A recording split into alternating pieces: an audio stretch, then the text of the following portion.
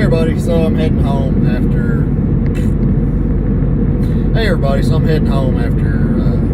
rideshare in the Knoxville on a Tuesday morning. Thought I'd go ahead and do this other video.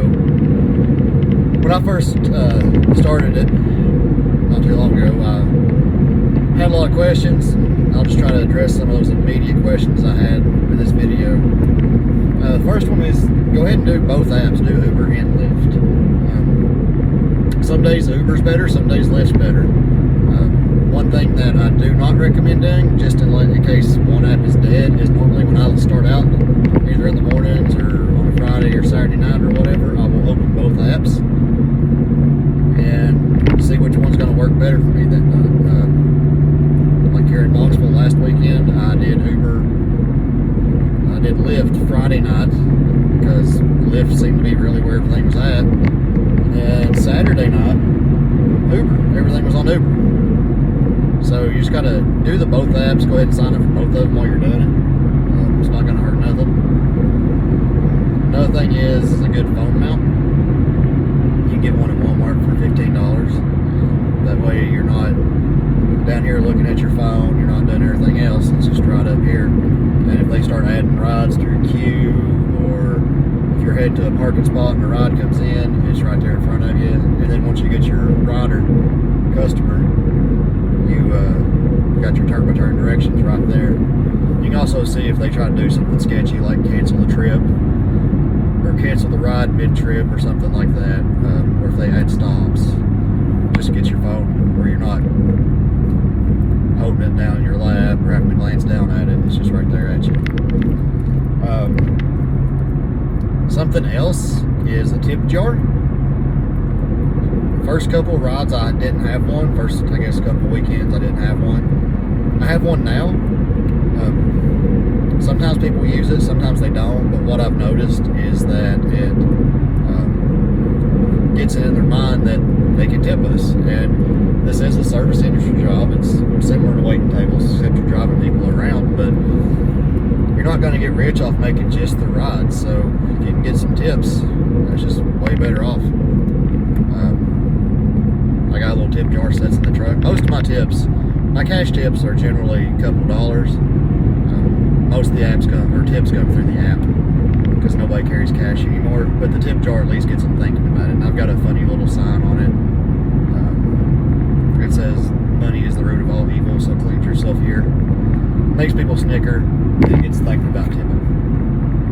On the tip aspect, be a driver that's worthy of tips. When someone orders an Uber or a Lyft, for the most part, they're wanting a clean vehicle.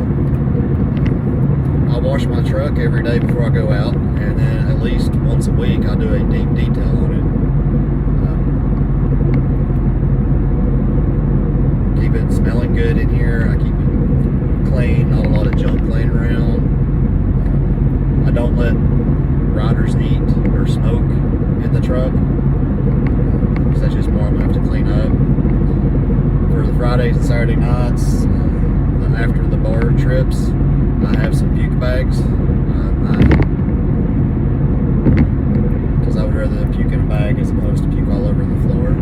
If they do puke in the vehicle, you can report it to Uber, and you'll get a cleaning fee because you have to go out of service to clean your vehicle. And they're well aware that while you're cleaning the puke up out of your vehicle, you're losing money. So, on your riders too, another way of getting tips is just be friendly. Read your riders. If they're a talker, talk. If they're not, not. Like they get in the truck here, I'll just say, "Hey guys, I got a little spill I do." It's like, "Hey guys, thanks for picking me. Thanks for riding. You've got heat and air in the back. You've got controls right here in the center console, and you've got heated seats if you want them." Just let them know, hey, back there's your area. Make it comfortable for you. Then if they want to carry on a conversation, I'm more than happy to do that, because you drive all night, you want to start talking to people. A lot of times too, like you'll get people going out to the bar and they're all in the party mood, wanting to have fun. They're back there singing. Let them pick the music and sing with them. Have fun. If they enjoy the ride, they're going to tip you better. Also going to give you good reviews, which will help you get more rides. So you got to play the field on that. Like, just remember, it's a customer service industry. Something else to think about is I've got a sign I hang up in the back seat. It's like, thanks for riding with Justin. It's got some rules: no smoking, no eating, typical stuff like that. If they're wanting to stop, it says if you're requesting to stop, let me know. Just a little sign that they can kind of look at to kind of give them what's what, give them an idea of what's going on in the ride. Airport customers that have a lot of bags, I always get out and help them load the baggage.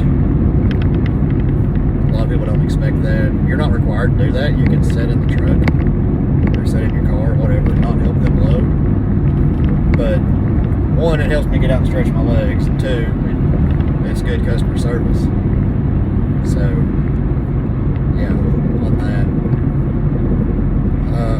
Another thing is you're going to want a phone charger.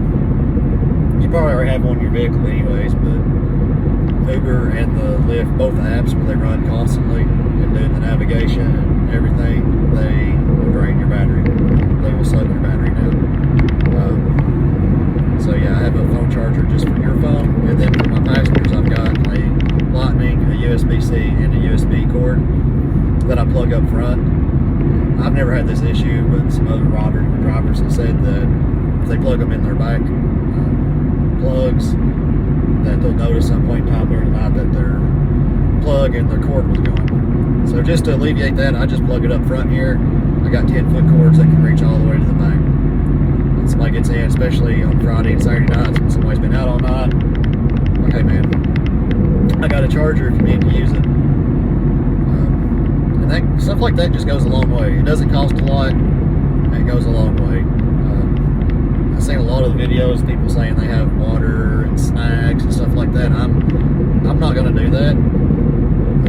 It just seems like I don't want to invest more into this than I want to get out of it, because at the end of the day, the goal is to make money. So I'm not going to spend more than I'll make. And down the road, I might change that up. I might get some water and put in the cooler. So a couple other things, guys, too, I was thinking about is Bluetooth adapter. If your car doesn't have Bluetooth, that way you're not trying to listen to your phone by turn directions. It's over the Bluetooth that tells you when to turn and whatnot. So you're not trying to just listen to your phone. It's actually tied into your car.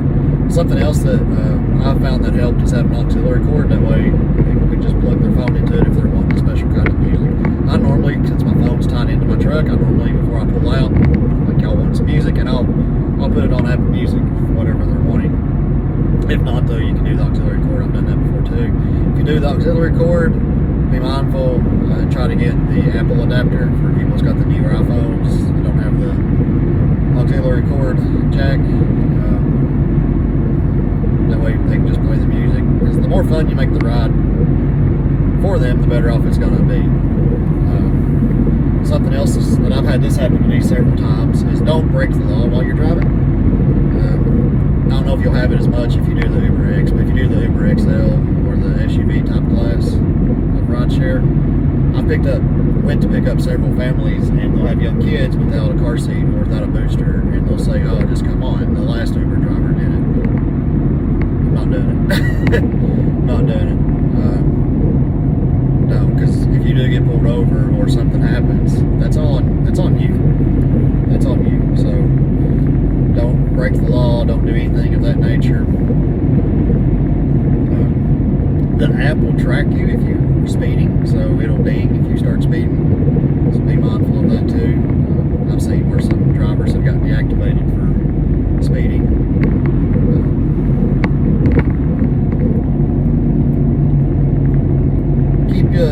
Make sure you got a spare tire and stuff to change the tire, because we drive a lot and it's a good possibility that you can end up getting a flat tire. I've seen some drivers that didn't have the stuff to change their tire, and then them and their passenger stuck on the side of the road with nowhere to go, and then your passenger has to call another ride, and you get a cancellation fee. It's just a mess. So just make sure you got the stuff, which should be in your car already. If you're going to be out, have some snacks and some drinks with you, because it'll get expensive real fast stopping at a gas station to buy a bottle of water or a bag of chips, or going through a drive go through a drive-through, then your car's gonna have that fast food smell, and no one's gonna like that. I've got a little bottle of air freshener that I just keep up here in the front console, and when somebody gets out, I just a couple squirts in the back seat. Good to go. Then as far as the window stickers or anything like that, you'll see a lot of people that have the LED signs that say Lyft and Uber, or Lyft or Uber, whichever one. You can get those online for like 30 or 40 bucks. What I've done, I just printed out the Lyft and Uber logo on a piece of paper, and I laminated it, and I tape it to my window on the inside when I'm doing it front and back. That way I'm legally labeled, so if I stop at like the airport terminal or somewhere like that, they know what I am. It helps when passengers come up to the car, they see it, they put the vehicle description, my description, and then the sticker, the labels, and put 3 and 3 together, and there you go. Eventually I might buy one of those signs, but right now it's like I said, I'm not going to invest more into this than I want to. I feel comfortable with it at the moment. And I just haven't had an issue with just having the signage, the printed out sign. Usually you pick somebody at night, you're in an area with street lights so you can see the stickers from the outside, and I just haven't seen the benefit of the light up signs. If I change my opinion, I'll let y'all know. But yeah, make sure you have your vehicle labeled, especially if you stop at the airport terminal. You can get in trouble if you're not a rideshare or labeled rideshare vehicle in that area. Right now, that's all the tips I had, and I'm going out again Thursday when I get off shift, so I'll make another one then. Alright guys, thanks for watching.